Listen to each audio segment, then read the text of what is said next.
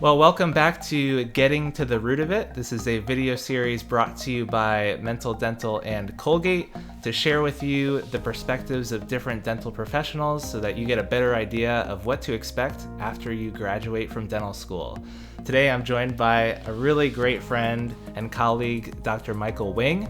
He's a dentist in Huntersville, North Carolina, who I've had the pleasure of working with and getting to know on a personal level, and I can't wait to have him share his story with you and what he's learned along the way. So thanks so much for being here, Mike. Hey, it's an honor. This guy is an awesome guy. You got a lot to learn from him, but yeah, I've been getting to the root of it for a long time. But it's been fun. Well, that's great. And we got the right guy for the job here. Awesome, man. Well, in that note, do you mind sharing with our audience a little bit about how you got to where you are today? Absolutely, no problem. So I'm a son of a contractor, and I dug a lot of ditches in my teen years and picked up a lot of trash on construction sites and weathered a lot of hot days in the sun, and it was fun. I got very fit and enjoyed working outside, but I really didn't like the ups and downs of construction.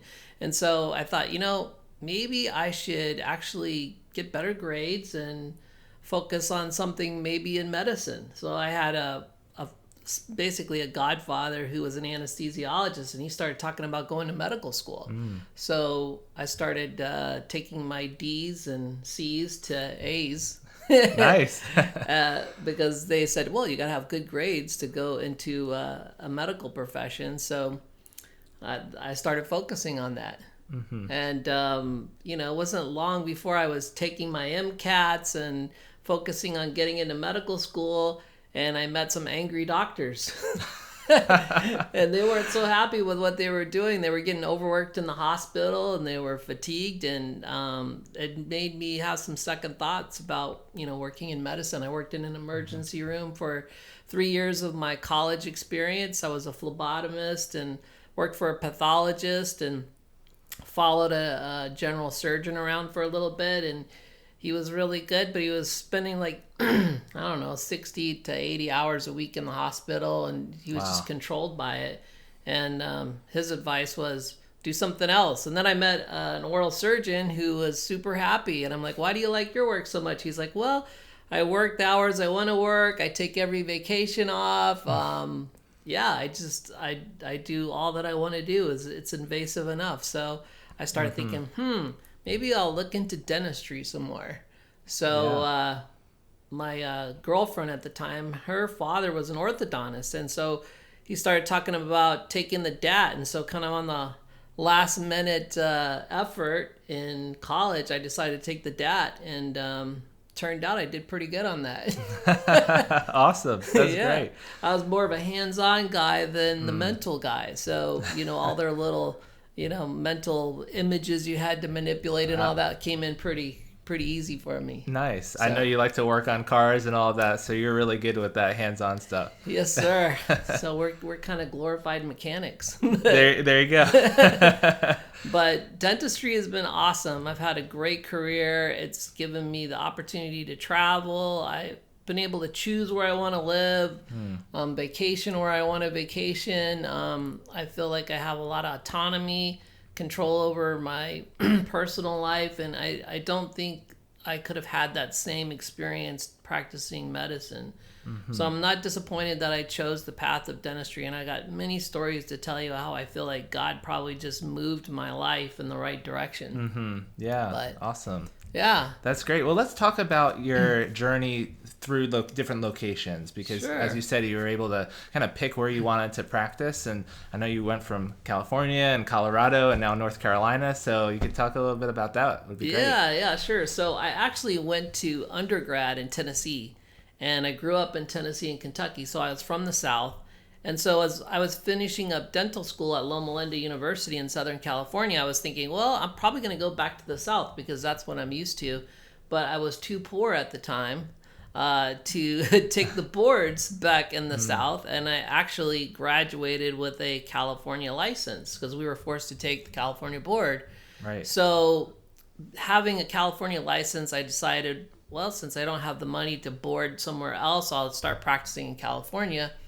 And you know how it is. You get into business and you start building it and you start networking and having more and more friends. And so Southern California treated me pretty well. I ended up going down to San Diego and I practiced in La Jolla and Greater San Diego for the first 10 years of my career.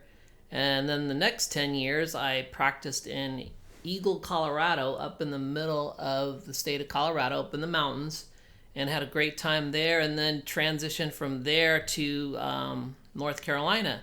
And what brought me to North Carolina was I was looking for a vacation home and decided, hey, I'm not going to see this vacation home very much, so maybe I should just move one more time. So here we are. We've been practicing for another 10 years in North Carolina. Awesome. Yeah. And a lot of those different locations, you basically built a practice from the ground up, which is not something we see a whole lot of in today's dentistry world, those cold starts. Could you share a little bit about the challenges and the positives from those experiences? Absolutely. So, you know, I think dentistry really is a marathon. It's not just a single, you know, event in school. It's continual growth. And there's challenges along the way. But the one thing I learned was don't take the first no as a final no. Because when it came to starting my business, it was not an easy start to go out on my own. I had a great credit score. I had a great daily income when I went to apply at the banks, and I just got no's from all the banks. And I just didn't understand that. But what the issue was that I had a debt to income ratio that wasn't good. So because I thought my own bank said no, that every bank would say no. And so with that in mind, I decided to just kind of start on my own at the most humble level that I could. And that was, I went out and bought a cart from Home Depot, a plastic cart. And I got some surgical instruments and some scalers and some impression material. And I loaded this cart up and I started going to nursing homes. And Wow. I was supporting that business by working as an associate with another practitioner at the time. And I literally started my first year of business on probably a $500 budget. And I was originally trying to borrow $20,000 from the bank just to start this mobile dental business. But anyways, I started it on about $500. I went to a nursing home and they're like, hey, yes, we need some on-site dental care. And so I started seeing patients that were unable to get to a traditional office setting. I just did basic cleanings bedside, took out, you know, simple teeth, simple extractions, relined dentures, replaced lost dentures. And it wasn't long before I had probably 12 to 20 nursing homes I was taking care of in the San Diego area. Wow. And so I went from a $500 investment in a plastic cart to making $220,000 my first year on my own. That's awesome. On top of my associate income. And I had like one assistant that was following me around in the nursing homes, and she was making about $12 an hour with me. And of course, today that would be 25 probably or 30. But so it wasn't a conventional start, but it was a start. And, you know, once I had a little business under my belt and learned how to communicate with my patients and their families, it wasn't long before I decided to make a custom mobile dental suite, which I was going to set up at nursing homes and provide more comprehensive care to the nursing homes. And so I kind of went overboard with this project, but it turned out really cool. I made this really nice kind of semi-trailer suite, and it had like ADEC equipment in it and really nice cabinets and had digital x-rays. And, you know, 24 years ago, that was kind of pretty cool, right? Because a lot of dental offices didn't even have digital x-rays back then and intraoral cameras. But we had all this. It was beautiful. And we set up at our first nursing home, and we were busy pretty quick. Well, then this guy approached me who was an executive at Qualcomm. Qualcomm makes CDMA chips for the cell phone. It's kind of a tech area in San Diego, and they were having a health fair event. And he asked me, hey, could you bring your mobile dental suite out to our health fair event? We just like to have it out there so, you know, our employees could see it. So we took this trailer that I had and truck out to one of the big campuses of Qualcomm. And after that event, the HR director approached me and he said, "Hey, could you provide on-site dental care for our corporation?" Oh my And goodness. I said, "Well, yeah, like when are you interested in having the service?" He said, "Can you start next week?" I said, "Yeah, I guess so." I said, "How many employees do you have?" And he says, "We have 10,000." I said, Oh my goodness. "Okay, well, I don't know if I can take care of all 10,000, but I'll do the best I can." So that was the start of working with the Qualcomm Corporation. And they had about 10 buildings scattered throughout greater San Diego. And what we would do is we would move our mobile dental suite to each building for a couple weeks. And then we would also cycle into some of our assisted living facilities and nursing homes. And I went from that plastic cart to my mobile dental suite and just essentially being worked a ton. Yeah. I mean, it just took off. It went crazy. So Wow. My whole point in this is that, a lot of times we'll look at the conventional market and it'll look like it's flooded. The doctor to patient ratio in Southern California is not good. Mm-hmm. But there's also a lot of opportunity in some of these places if you just look at dentistry a different way. And so I think that's kind of what got my start. But I think the take-home message is choose where you want to live. Don't choose a practice and then put it in an environment that you are not happy with. I think you need to pick where you really want to live so that you can enjoy your life out of the office and be motivated and build your business that way instead of having someone else build it for you. And then you just settle for what's there. I think you need to build what you really want, what you dream. I think it's important to set goals and have dreams and to envision your future and build what you want. So that was kind of unconventional, and it kept me really busy. And while I was young and liked all that, eventually I started to get tired. And so I started thinking, hey, maybe I should sell this and teach someone else how to do it. And so I did, and that actually yielded a real good return to me. And so now I had some money to invest in just starting another practice from scratch. And my wife and I would go to the mountains to visit my parents in the summer. And there was this little town in Colorado called Eagle, and it was like a little Mayberry. And so we'd go up there around 4th of July and hang out with my parents, and had a really cute kind of community around a golf course up there.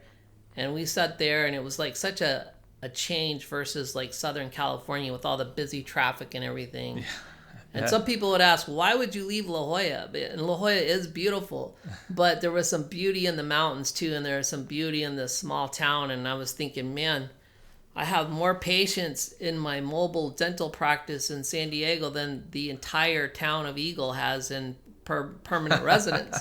So I'm either going to starve to death up here or I'm going to do really well. So we took a leap of faith and we decided to build an office in Eagle, Colorado. It was on Broadway. We basically purchased this little shop that used to be a lighting store and converted it to a dental office. And I actually did all the infrastructure for that office. I laid all the tile, put all the networking in, did a little construction, and did that while I was kind of transitioning the new doctor to the mobile practice, because that's kind of a unique situation. Right. You have to learn how to drive a semi truck, have to learn how to run a generator. You have to learn how to communicate with corporate HR people. There was a lot of interesting twists to that, and I was wanting to teach them how to duplicate that business too, obviously. So that transition took about 4 or 5 months, but during that time I would fly to Colorado for a weekend, work on my practice, and go back and help the buyer of my practice from San Diego. So that's kind of what brought me to Colorado. So I guess the point of all this, Ryan, is that I think in dentistry, if you want, you can choose places you really want to live, even popular places, and you can do well as long as you treat people right and you practice with the best of your abilities. You're going to have patients. You're going to do well. Yeah, So, that's yeah. great. Thanks for sharing all that, Mike. Yeah, yeah, no problem. Well, such an awesome story, and I think it speaks to just your like scrappiness and dedication to figuring all this out. Because a lot of people think, "Gosh, I have to start with an associateship. Like I have to start with some established dentist who can mentor me and teach me everything I need to know."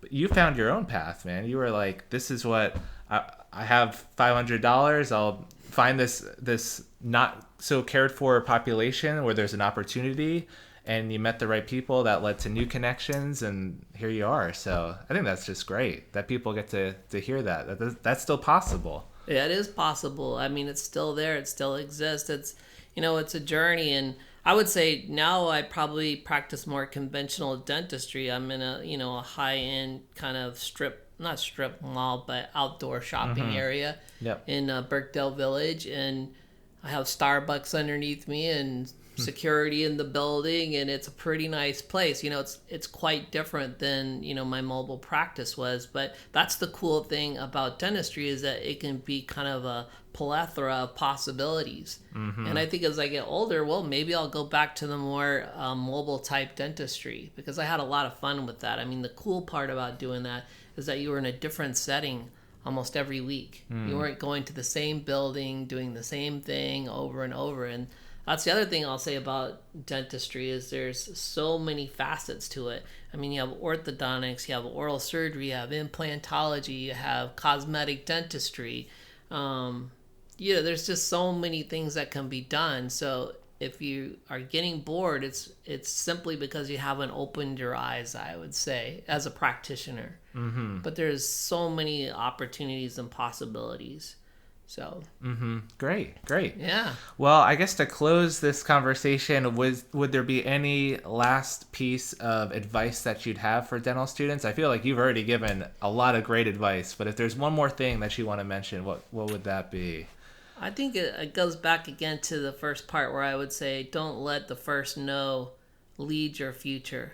Just keep pursuing things. If the first door doesn't open, keep trying. Keep going for it. And by the way, I do use Colgate toothpaste. I think it tastes pretty good. So that about wraps it up. That's right. Awesome. Well, man, it was great getting to talk to you, and thanks so much for sharing your journey with everybody. It was awesome. Yeah, you're welcome.